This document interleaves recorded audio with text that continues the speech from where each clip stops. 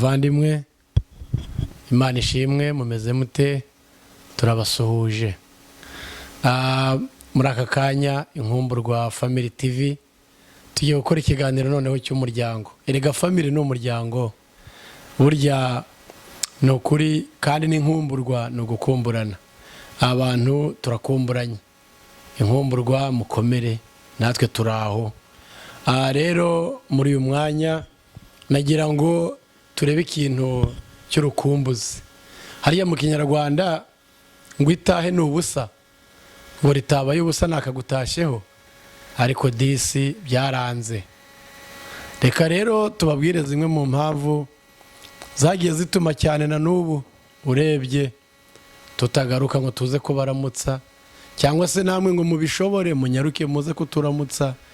Ni iby'isi bagenzi, burya byabaye iby'isi. Twaje inaha turahagera koko, ntago bikiri ikinyoma. Twaranyarutse duca hejuru mu kirere, umugani wa ya ndirimbo. Nuko birajegera bigenda, biranga bitugezayo.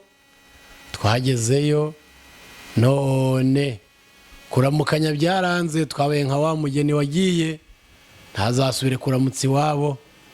Impamvu se ni iyihe? Turayireba mu kanya. Ariko shenge yemwe turabakumbuye kandi turabakunda. Ariko se kibitera niki gituma tutagaruka ngo tuze duhoberane? Mu kanya turakibabwira disi. Yo mukomere ariko muraho se? Ibyanyu turabyumva, wena namwe mwumva ibyacu. Byose ni bibi rero, ntabwo nikibabwira ko turi mu isi, nta rindi juru twagiyemo ngo tubasige. Natwe turacyayihimbaza, turacyayambaza, nibikunda tuzagendera rimwe. Yo ayo makuru nayo muyamenye. Rero hano bavandimwe, reka tunyarutse. Mujya mwibaza mutese abiyo batuye bate? Muti natwe hazatugezayo. Burya mu Kinyarwanda ngo agapfundikiye gatera amatsiko, ariko nakari kure y'ijisho gatera amatsiko. Aho umuntu atabasha kureba ategereza ahari. Mujya mwibaza muti none ese ko twatinze habaye iki? Ariko muhumure, igihe kizagera tubonane. Ni benshi bagiye baza nyuma yacu, ariko byibuze tugiye kubacira ku mayange kuri bimwe byabiteye. Yo buriya twageze inaha, ibyo twibwiraga byose siko byagenze. Kwa kune twibwiraga ngo inaha bayora amafaranga, yemwe ntabwo bayora, ni ukuvunika, ni imvune nk'ahandi ku isi hose. Yemwe none se umuntu ati se ndagenda, maze ningenda se nkagerayo kugaruka ngasanga baranyirukanye mu nzu, ahari n'inzu indi nzayibona nte? Byose ni ugukodesha. Urumva rero ntabwo biba byoroshye ibyo mu buzima bavandimwe. Yemwe abadakodesha rero nabo tuzengerejwe n'amadeni, ntabwo twababeshya. Yewe we inzu nziza twarazibonye, yemwe ntimwareba amamodoka meza twarayabonye, yewe we ntiwareba ibikoresho byo mu nzu byiza twarabibonye, ntiwareba. Ariko se ibanga ni irihe? Yemwe tube tubabwiye, nta kindi gituma tubima amafaranga, ntabwo tubanga. Yemwe burya ni amadeni. Yo intebe nziza twicaramo, yewe we ni amadeni. Nshuti zanjye, ya mateleviziyo meza mubona tureba byinshi ni amadeni. Ariko ntimugire ikibazo, iyo hasagutse dukeya, umuntu ugira umutima anibuka uwe hari, maze bagasaranganya. Yo ya mamodoka meza mujya mubona twifotorezaho we, meza cyane. Yemwe arya ni ayacu, ntabwo ari ukubeshya. Ariko mukibaza muti ese umuntu ufite imodoka nk'iriya anyimata ibihumbi 20 nanjye ngo nirire ibijumba? Yewe nshuti yanjye ntabwo mubizi, ziriya modoka ni amadeni. Ibibazo byose ni amadeni.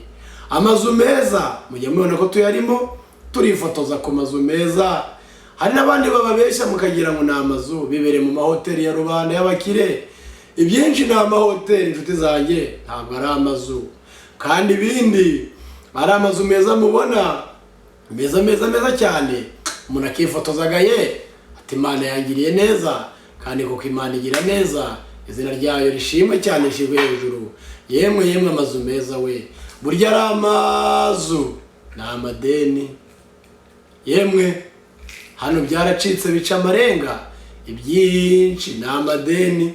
Mbega amatelefone meza we, iPhone 12, iPhone 10, iPhone 14 nizi zagurwa ndabizi, na 20 nishaka izazizagurwa, ariko icyo mutazi amadeni. Amadeni barababesha inshuti zanjye, ni amadeni. Amadeni aratuzengurutse, hano amadeni yaratugose, twabuze uko tugaruka. Yemwe twibereye muri gereza yoroheje, idafite umuntu ukubitwa, idafite umuntu bahana, ntawe bacira mu maso. Hano hari gereza yoroheje y'ubwenge nziza cyane, yitwa iki inshuti zanjye? Yitwa ideni. Ideni hano riraca ibintu, ideni hano ni sakabaka, ideni hano rishyishe benshi. Ariko kandi nta kundi twabigenza, kugira ngo ube umugabo ugomba gufata iki? Ugomba gufata ideni. Nuko bimeze, iyo udafite ibyawe ngo wikoreremo, ujye ugenza ute? Ufata ideni. Cyokora ari ikintu tubifurije inshuti zacu, data wacu, muyomba, babyara banjye, bashiki bacu, barumuna bacu, bakuru bacu, ba mama wacu, ntago tubanga. Nukuri ntimukatugaye, ntimukatwange ngo mudutekereze nabi, ahubwo twagoswe n'iki? Amadeni. Hano ideni rirakeba, kandi ijambo ry'Imana rivuga ko burya mu muntu ufite ideni ngo ba ideni, bivuze ko mu gihe ugifite ideni ry'umuntu ntawemere gutarabuka, uratuza akagufata uko ashaka. Kubera iki? Kubera ideni. Ariko mwihangane, ntabwo tubanga, turabakunda cyane rwose, ariko ideni ryaraduteranyije. Twateranijwe n'iki? Nimushake musubiremo mutiki muti ideni ririca rigakiza hano. Maze tubaha amakuru ubwo mutari muzi. Ese muzi abantu barifungiwe? Umubare munini wibereye mu gihome cyane bikomeye. Kubera iki? Kubera ideni. Ideni hano ni ikindi kintu. Ideni muri bihugu biteye imbere iryo abantu bose bubakiyeho, iryo shingiro ry'ubukire, iryo shingiro ryo gukomera, iryo shingiro ryo kugera kuri byinshi. Byose ni iki? Ni ideni. Baragukubita akazi, bakubwira ati wabonye akazi, ushaka wakwifatira inzu y'ikideni. Se bene mama, bene data, babyara bacu, nshuti nziza twaturanye, twakiranye umupira turi abana, se turabanga ngo dupfe iki? Wibaze niba bamaze kunkubita ikizu cy'ibihumbi 200 by'amadolari. Nshuti zanjye, harya mu iwacu nangahe? Nawe ubitekerezeho, maze umbwire ngo icyo kideni cyabura gite kunteranya nawe. Nshuti yanjye, ntabwo nzongera gutekereza, inzara yawe sinzayimenya, niyanjye nzaba ndi kuyibagirwa, cya kizu nzaba ngifite. Ariko se muzi ngo umwanya wo kiryama muzaba uhagije? Nanjye sinzawubona. Kubera iki? Kubera urwo rudeni. Ndi gushaka uburyo najya mu kazi ngakorera amafaranga nkarako nakwishura iki? Cya kideni. Yemwe muzi ngo turapfa iki? Turapfa ideni.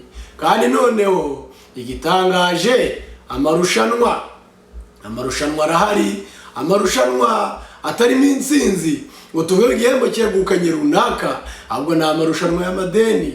Atura umuntu yafashe ideni ryiza pe rigaragaye, atariko nanjye nkamukuba kabiri kugira ngo mwereke ko ndi umugabo. Inzu y'ibihumbi 200 ntabwo nyikeneye, ibihumbi 200 by'amadolari n'ibikeya cyane rwose. Iyo nzu ntabwo nayijyemo ngo nishime, reka nifatire inzu y'ibihumbi 400, maze nanjye nkaba mbaye umugabo kubera nafashe ikideni kinini. Nibereye umugabo utubutse kifatira ikideni cy'ibihumbi 400. Ese turapfa iki? Yabona icyo tubahora nta kindi niki? Ni ideni.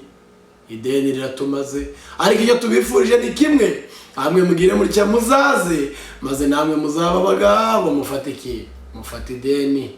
muratwumva bene mama, muratwumva bene data, ariko icyo tubabwiye ni kimwe gikomeye kurusha ibindi. Burya Bibiliya iratubwira ngo uzi kwirinda yirinde ideni nk'uwirinda ubushita. Uzi kwirinda yirinde cyane kandi yirinde muri byose. Rero ntimugire ikibazo ko byagenda kose, turabakunda.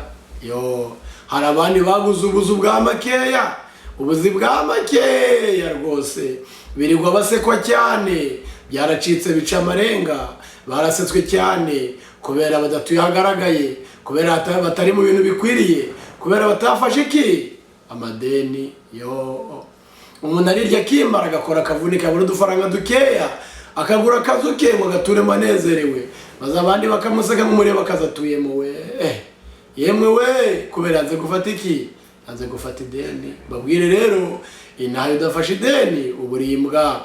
Mbega imodoka dutunze nziza we, z'ibihumbi 20, imodoka ucana uri hanze yayo, ukayicana ikaka ukazayijyamo maze iri kwaka, ugasanga iri kwaka rwose, imodoka nziza cyane. Kumbi niki? Ni ideni. Maze umuntu akayihagarara hejuru akifotorezamo, akereka abantu, agapostinga. Facebook byacitse, WhatsApp byacitse, Instagram biraca amarenga. Kumbi ntabwo mubizi niki? Subira muti ni ideni. Yemwe we, amadeni aravuza ubuhuha. Ariko reka tubabwire neza ko bigaragara neza ko byanditswe ko igihe umwami azaba yegereje kuza, Yesu azaba yegereje kuza, ko amadeni azaba menshi, agatangwa mu buryo bworoshye, kandi abantu bakayafata nk'amarushanwa bihuta cyane, bavuga bati reka tugere natwe icyo tugeraho. Ariko mu gihe gitoya ibyo byose Yesu azagira atya, agaruke asange twarahugiranye, twibereye mu tuzi turi gushaka amafaranga yo kwishyura ya madeni, maze Yesu yigarukire ntituzabimenye, yijyanira bamwiteguye. Abandi bari bizi n'amadeni, ibyo bya bizi nyine ni bizi, nta kundi no kwihangana. Nyamara Yesu ashobora kuzadusiga kubera duhuze cyane kubera ideni. Twihangane rero, twirinde ideni nk'abirinda ubushita. Nyamara n'abarifata, ufatira igereranije washobora kwishyura.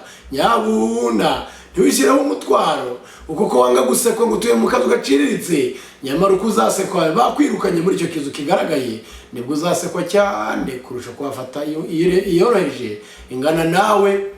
Ariko inshuti zanyu, twatuye muri shitingi turihangana, tugera dute turihangana, turya ubusa turihangana, bateka ibiringiti turihangana, tukagira ngo turarya. None amazu meza agaragaye arimo ibikoresho byose ntiyagiye kutunanira koko tuyahanganireho byose? Ngo niki? Ni ideni. Rero ngo ndi umugabo yishe umuntu, ndi umugabo bayicamo umugani mubi. Mwihangane, twihangane duce bugufi, maze Imana izaduha ibidukwiriye, kubera ko niyo igena byose. Ariko twirinde iki? Ideni tudashoboye kwishyura. Leta azadusiga hanze tugahinduka gusekwa bikatwica. Ngaho rero nagira ngo tuganire impamvu tutagaruka kubasura, tutagaruka vuba, duheze ino Mana kandi tubakumbuye, namwe mudukumbuye. Ariko mwihangane tuzaza, nitutaza namwe muzaze, maze mwirebere, nibwo muzamenya ukuri. Burya ngo ijisho ry'umuzindutsi ntirizinduka ngo riba ryagiye kureba, maze muzaze namwe mwirebere. Ngaho rero tugiye gusoza, ariko reka mbabwire ngo ntabwo tubanga, ahubwo icyo turi kuzira, icyo tubahora, icyo namwe muduhora, icyo dupfa nta kindi. Burya nta kindi niki? Ni ideni. Wihangane rero, byose bizashira, twitahire ijuru, atazongera kuba ideni. Murakoze cyane, Imana ibarinde, turabashimye. Amen, amen. Murakoze cyane.